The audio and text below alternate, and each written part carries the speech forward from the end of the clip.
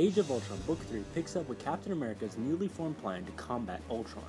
Using Spider-Man's intel from last issue, the plan is to sell a fellow hero to Ultron in an attempt to gain some inside information. After a brief discussion about who would be the most likely to survive as the sacrificial lamb, they settle on Jennifer Walters and Luke Cage, a Hulk and the Bulletproof Man. While Cap's plan is set in motion, we get a glimpse of Chicago where T'Challa, Taskmaster, and the Red Hulk are attempting a plan of their own. They're able to steal a component off of one of Ultron's sentries, albeit at a heavy cost. Back in New York, Cage knocks out She-Hulk and carries her to Ultron's fortress in the heart of the city. He enters to talk to Ultron's traitor, who turns out to be Vision. We are left to wonder, why is Vision working with Ultron?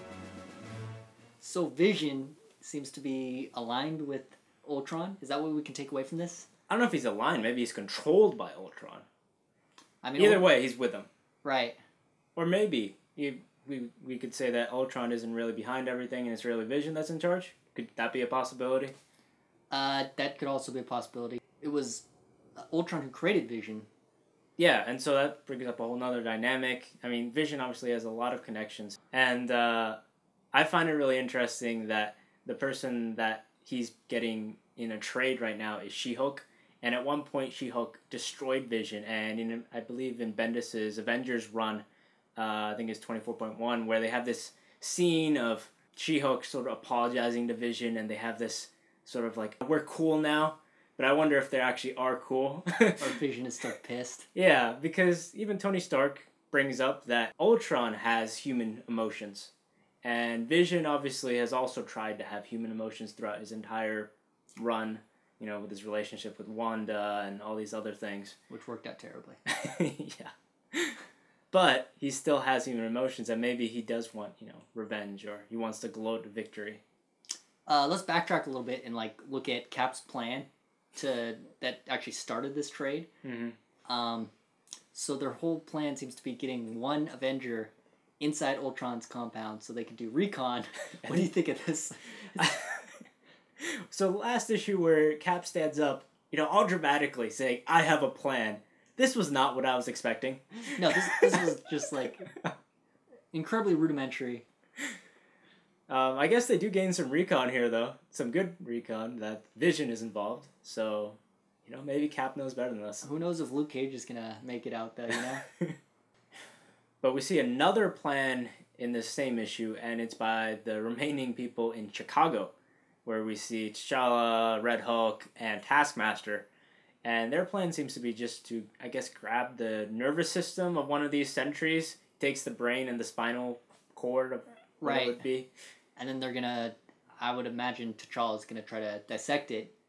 Yeah, but T'Challa also seems to break his neck in this. Yeah, leaving only Taskmaster left. So I don't even think he'd be able to do much. Unless there's a larger resistance there. It's hard to say. But I do kind of like the fact that they're building these kind of different resistance sites. Mm-hmm. Like last issue we had Black Widow and Moon Knight in San Francisco. And now we get to see some people in Chicago.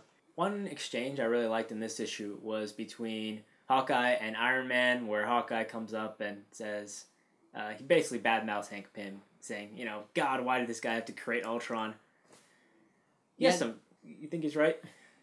No, I mean, it's such a common trope where you lose control of your creation.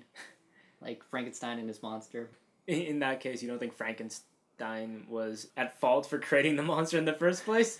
Maybe a little bit. But speaking of Hank Pym, we haven't seen him yet at all. We don't know what happened to him. I'm kind of curious to see if this will actually tie in with Rick Remender's Secret Avengers ending, where Hank Pym is turned into half machine. It would be interesting to see, since he is part machine. Ultron, you know, has great propensity to control machines, so maybe he has some control over Hank Pym, and we're gonna see him later where he seems aligned with Ultron. Though I did like how Iron Man defends Hank Pym. He's got to defend another smart guy. Smart guys stick together.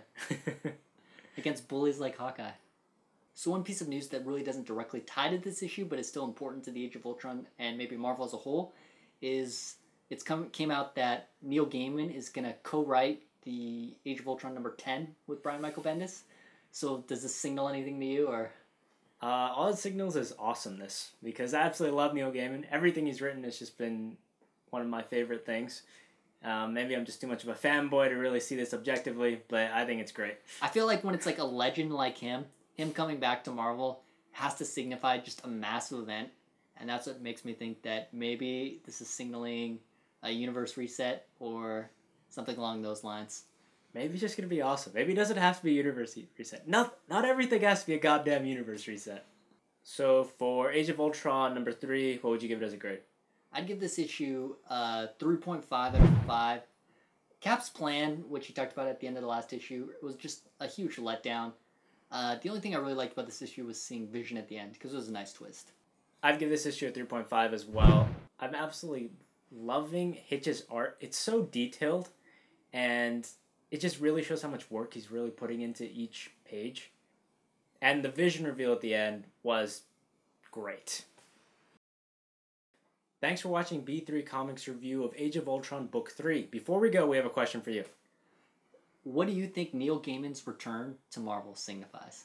You can leave your thoughts in the comments below, and like always, if you like what you see, give us a thumbs up.